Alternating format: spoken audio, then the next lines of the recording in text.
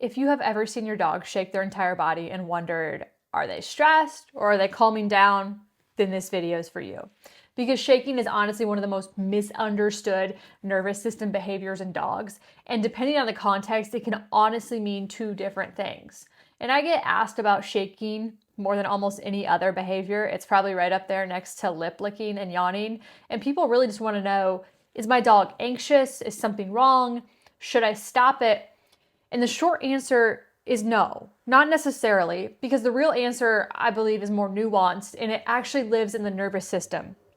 Because hear me out, shaking isn't random and it's not meaningless and it's not something that we should just automatically interrupt. From an actual neurobiological perspective, a shakeoff is actually a somatic discharge of arousal. So like in simple terms, it's how the nervous system releases excess energy after stress, excitement, or mobilization. So for example, when a dog experiences something activating, whether that's a loud noise, social pressure, restraint, excitement, or uncertainty, their sympathetic nervous system turns on.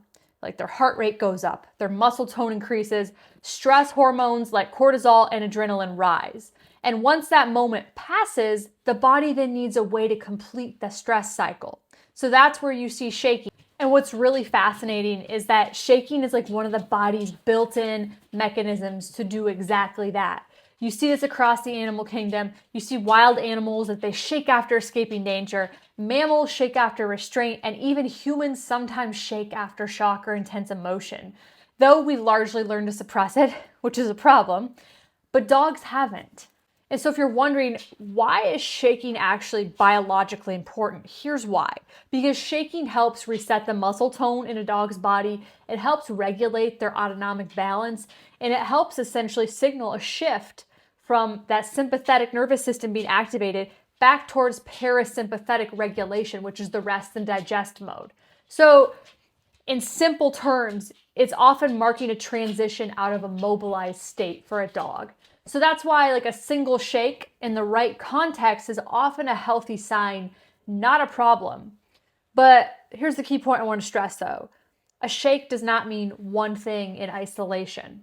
I'm going to tell you when a shake signals regulation, here's what you're going to see. A shake is most likely a sign of regulation when you see it follow a stressor and the body softens afterwards. So signs that the nervous system is settling, and I teach this in my course, include looser muscles, slower or deeper breathing, a soft face or jaw, curiosity returning to the dog, sniffing, lying down, or disengaging calmly.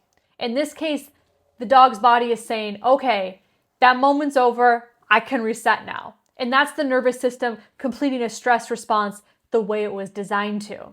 And this is why we don't want to interrupt it. Now, if you're wondering when a shake signals ongoing stress, here's how. Because on the other hand, like you said, a shake can indicate regulation, but it can also indicate continued stress when it's part of a larger pattern of dysregulation. So this looks like repeated shaking when your dog can't settle afterwards, high muscle tension before and after. You see your dog pacing, panting, scanning the environment, their inability to rest or disengage. And multiple stress signals are stacking together here. So in this case, like I said, you have to pull all the cues into context. The nervous system is still mobilized. That shake isn't harmful, it's just not enough on its own to bring their system back into regulation. So that's where context matters more than the actual behavior itself. And one of the biggest mistakes I see is that people want to interrupt the shaking. They call the dog away, they try to touch them, correct them, distract them, but shaking is how the body releases stress. And when we stop that, we interrupt the nervous system's ability to self-regulate. And over time, that can actually contribute to stress being stored in the body instead of discharged. So our job, and I know it's easier said than done, isn't to control the behavior, but it's to support their nervous system. And so if you're wondering, well, like, hey, what do I do when my dog shakes then? How can I be there for them? Okay, great question. When your dog shakes, stay neutral. Give them space. Just observe. Just simply observe what happens next. Ask yourself, hey, did their body soften afterwards? Did they settle? Or did the stress signals continue? Because that information is going to tell you far more than the shake itself ever could.